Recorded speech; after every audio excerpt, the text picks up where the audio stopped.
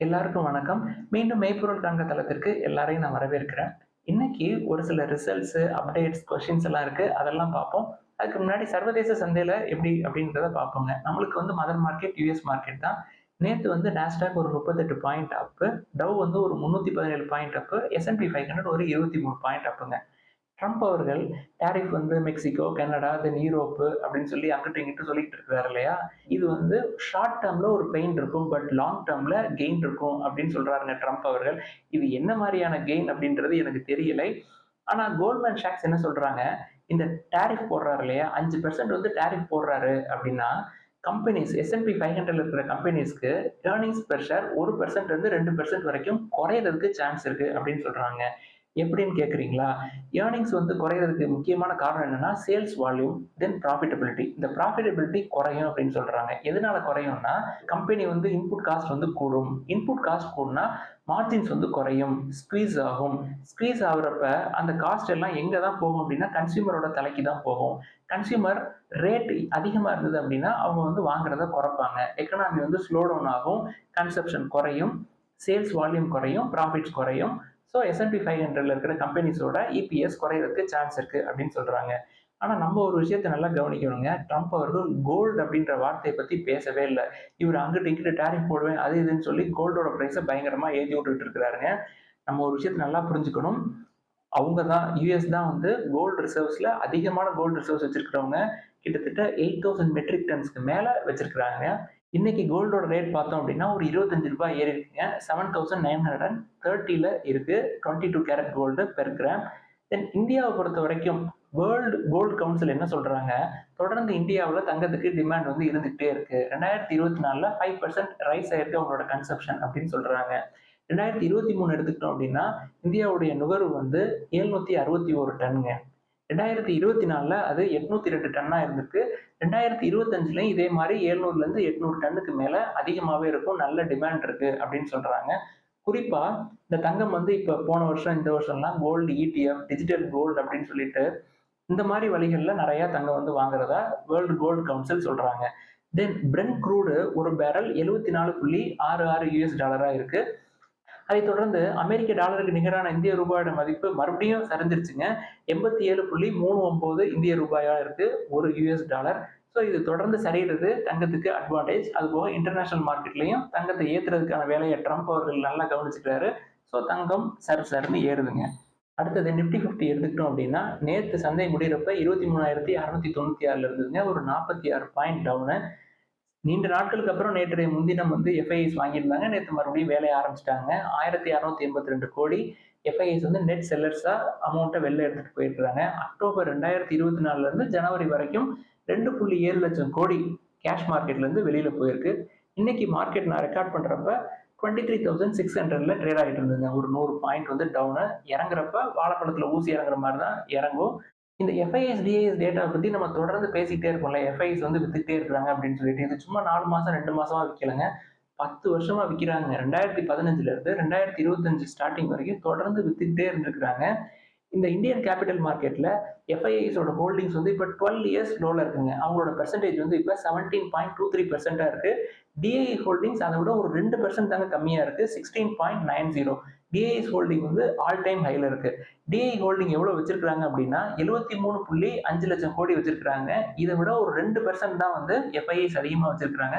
FIs இதே மாதிரி வித்தாங்கன்னா இன்னும் ஒரு 2-3 மாசத்துல எஃப்ஐஐஸ் பீட் பண்ணிட்டு டிஐஎஸ் முன்னாடி போயிருவாங்க.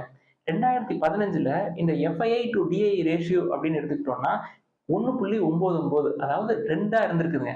அதாவது டிஐஎஸ் வச்சிருக்கிற மாதிரி எஃப்ஐஎஸ் வந்து 2 மடங்கு வச்சிருந்துருக்காங்க 2015ல. ஆனா இப்ப 2025 எடுத்துக்கிட்டோம் அப்படின்னா எஃப்ஐஐ டு டிஐ ரேஷியோ 1.02 இருக்குங்க.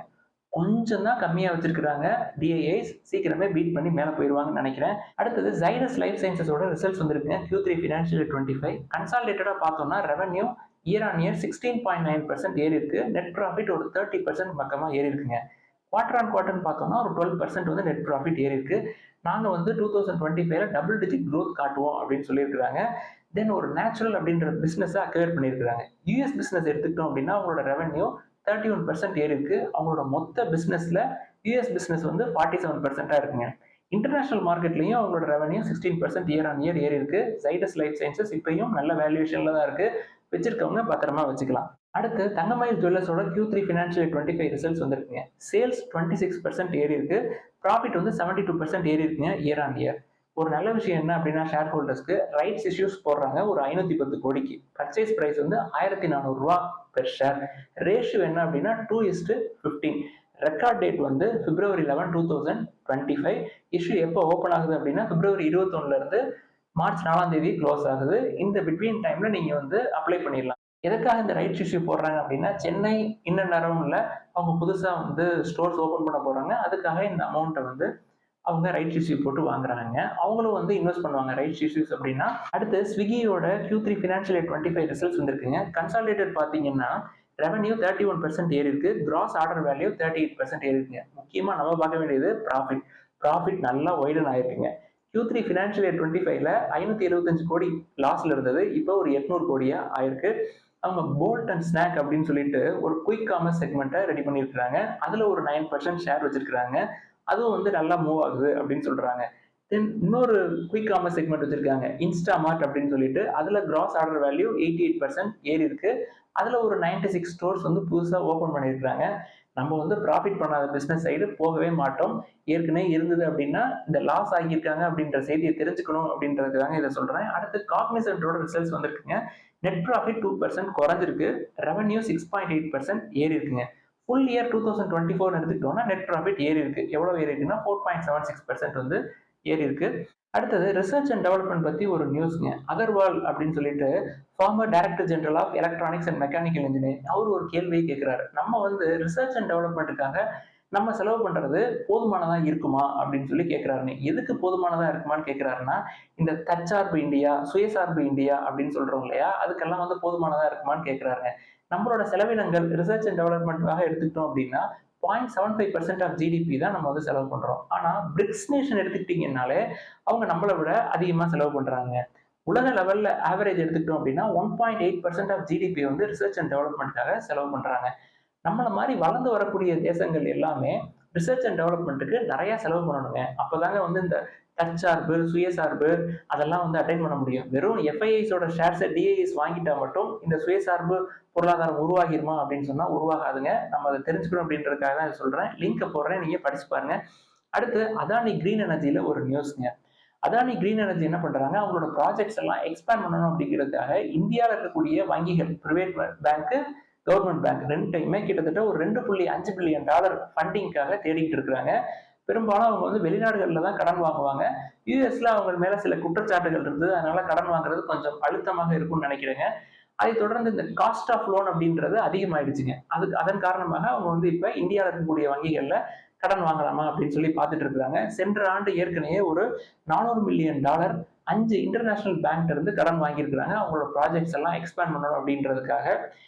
அடுத்து ரிலையன்ஸ் இண்டஸ்ட்ரீஸ்ல ஒரு செய்திங்க. சமீபத்துல பெங்கால் குளோபல் பிசினஸ் சம்மிட்ல முகேஷ் அம்பானி அவர்கள், அதாவது ரிலையன்ஸ் இண்டஸ்ட்ரீஸோட சேர்மன், நாங்க வந்து லாஸ்ட் 10 இயர்ஸ்ல கிட்டத்தட்ட 50,000 கோடி பெங்கால்ல வந்து இன்வெஸ்ட் பண்ணியிருக்கோம். நெக்ஸ்ட் 4 to 5 இயர்ல, அதாவது இந்த டிகேட் முடிகிறதுக்குள்ள 2030க்குள்ள மேலும் ஒரு 50,000 கோடி நாங்க வந்து பெங்கால்ல இன்வெஸ்ட் பண்ணோம் ஃப்ரெஷ்ஷா அப்படின்னு சொல்லியிருக்கிறாங்க.